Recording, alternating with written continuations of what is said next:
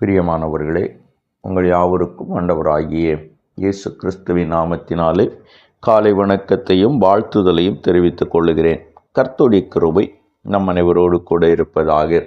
இந்த நாளின் காலை வேளையிலும் கர்த்தர் நமக்கு தருகிற வேத வார்த்தை யோவேல் தீர்க்கதரிசியின் புஸ்தகம் 2வது அதிகாரம் 26வது வசனம் இவ்விதமாய் சொல்லுகிறது: நீங்கள் சம்பூர்ணமாய் சாப்பிட்டு திருப்தியடைந்து உங்களை அதிசயமாய் நடத்தி வந்த உங்கள் தேவனாகிய கர்த்தருடைய நாமத்தை துதிப்பீர்கள்.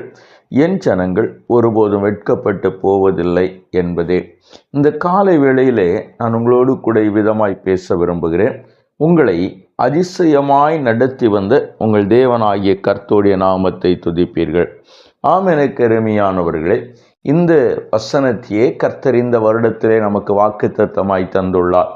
இந்த வாக்குத்தத்தத்தை நேற்றைய தினம் நாம் தேவ சமூகத்திலே நாம் தியானித்து நாம் ஜெபித்திருந்தோம் என்பதை நாம் அறிந்து கொண்டிருக்கிறோம்.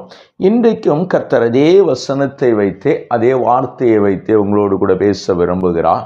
இந்த வார்த்தையினுடைய அந்த வசனத்தினுடைய நடுப்பகுதி விதமாய் சொல்லுகிறது: உங்களை அதிசயமாய் நடத்தி வந்த உங்கள் தேவனாகிய கர்த்தருடைய நாமத்தை துதிப்பீர்கள். என்னை கேட்டுக்கொண்டிருக்கிற என் அன்பு தேவனுடைய பிள்ளைகளே, இப்பொழுது வேதம் சொல்லுகிறது உங்களை அதிசயமாய் நடத்தி வந்த தேவன். இந்த தேவன், இவருடைய நாமம் இது மிகவும் மகிமை உள்ளது. நான் ஒரு சம்பவத்தை மட்டும் ஞாபகப்படுத்தி நான் கடந்து செல்ல விரும்புகிறேன்.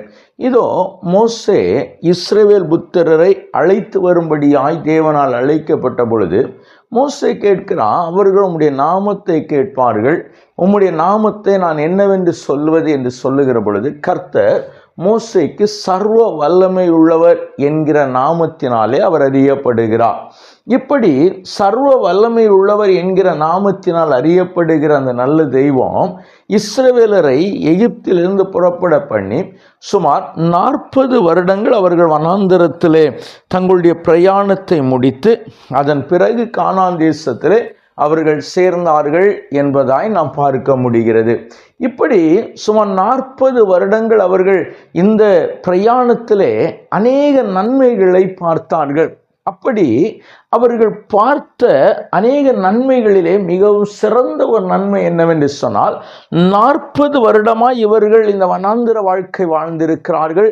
40 வருடமாய் இந்த வனாந்திரத்தினுடைய அந்த மணல்களிலே நடந்திருக்கிறார்கள், கரடுமுரடான பாதைகளிலே நடந்திருக்கிறார்கள். 40 வருடமாய் அவர்கள் அங்கிருந்து சுதந்திரம் வந்த காரியங்களிலே அப்படியே வந்தார்கள். ஆனால் அவர்கள் உடுத்திருந்த அந்த உடை அவை பழைதாகவும் இல்லை, கிழிந்து போகவும் இல்லை.